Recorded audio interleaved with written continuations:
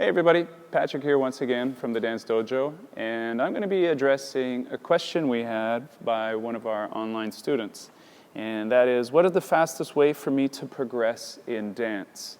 Well, there's several things you can do. Number one, find a good instructor, reputable school, and take group classes, for sure.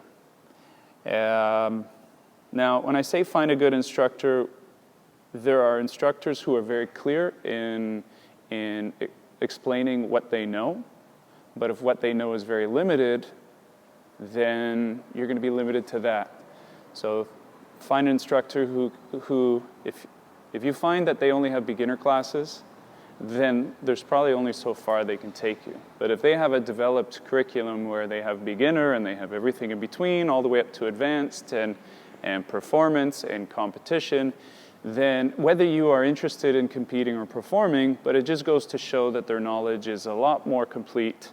And when they know stuff at the highest levels, then it also influences what they're able to share with you even at the lowest levels. So there are people who are really good at explaining what they want you to do, but it might not be the best habits for you as a beginner.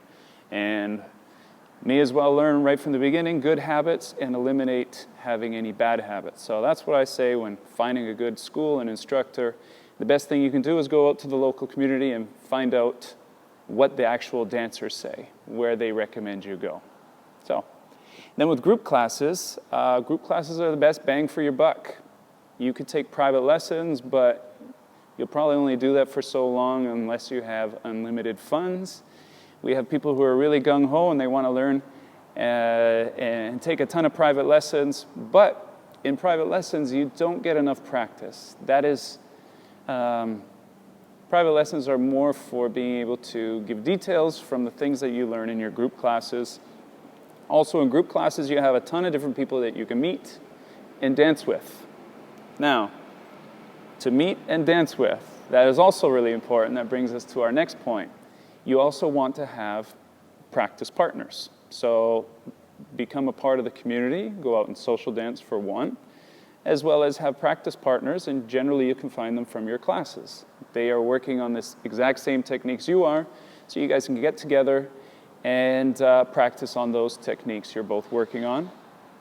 And in having practice partners, you don't necessarily have to limit yourself to one stinking measly partner, okay? Now, definitely have a network of partners because you can't always rely on just one person. Also, rhythm recognition is really important, and most newcomers, we don't stress it for newcomers. We go over rhythm recognition, but if you're just trying to remember your first set of steps and learning some basic vocabulary, we don't give them a hard time if they're off time. But to get to break through, you're going to have rhythm recognition and dance on time. So it's worth investing in rhythm recognition. Now, the other thing is do. Your output needs to exceed your input. Okay, so for every hour of class, who knows how many hours of practice, but the hours of practice, and by the way, social dancing is considered practice. So go social dancing, meet up with your network of partners on the side as well. Have fun and enjoy the process. So I find usually the biggest barrier in that department is people are afraid of judgment and they're worrying about what others think of them. So who gives a poop what anybody thinks of you? Do it because you have fun and you enjoy learning. So if you go ahead and do it for that, then you're not going to give a crap if people like what you're doing or don't like what you're doing. That shouldn't affect you either way. Do it because you enjoy it and you're committed to learning. That has been a big personal issue for me over the years, and competing has been really helpful in me getting over that. So then I can get in front of you guys and chat on camera. And I had a total fear of dance for one, but also public speaking for many, many years, and I used to drop courses in college because of that. So don't give a crap what anybody thinks. Don't forget, supplement your learning online if you can, if the material is good, and if you find that you're learning things that are helpful, And just a little reminder, these salsa tips that we're giving you are just the tip of the iceberg. This is our free YouTube stuff. And those demos that you see, those are just demos. But we explain everything in our members area, so there's a lot more information, and as well as more tips, as well as breakdowns of everything you see online. So I wasn't really meaning to plug that, Supplement Your Learning Online. But hey, it is out there, and it is helpful. And you can learn at any time, at your own pace, and go to any section that you want, whether it be musicality, body movement, rhythm recognition, partner work, spinning techniques, you name it. It's all access for anybody who is one of our online members.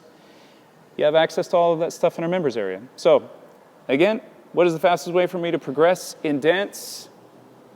Find a good school, take group classes. Oh, I forgot to say listen. The good listeners tend to be the best learners in the end. So listen. There you go. I'm glad I'm reviewing. Practice. Get rhythm recognition. Do. So your output should exceed your input.